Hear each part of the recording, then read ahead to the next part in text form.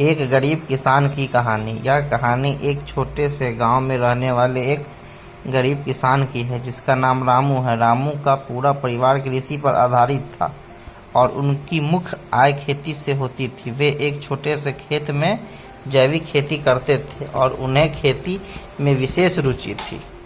रामू की कहानी उस समय से शुरू होती है जब उनके पास बहुत ही कम सामग्री थी, लेकिन उनकी मेहनत और आत्मविश्वास की वजह से वे किसानी में सफलता पाने के लिए कठिनाइयों का सामना करते गए। वे सिर्फ जैविक खेती की तरफ ध्यान केंद्रित करते और खेत में उर्वरकों के बजाय उर्वरक की जगह खेत में खाद प्रदान करते थे।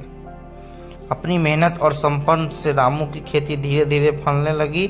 उनकी पैदावार बढ़ती गई और उनका मुनाफा कमाने की क्षमता में भी वृद्धि हुई। वे अपने उत्पादों को स्थानीय बाजार में बेचते और इससे अधिक आर्थिक स्थिति में सुधार होने लगा। रामू की सफलता उनके परिश्रम, संघर्ष और सहनशीलता की कहानी है। उन्होंने कभी हार नहीं मानी और हमेशा आगे बढ़ने का प्रयास किया।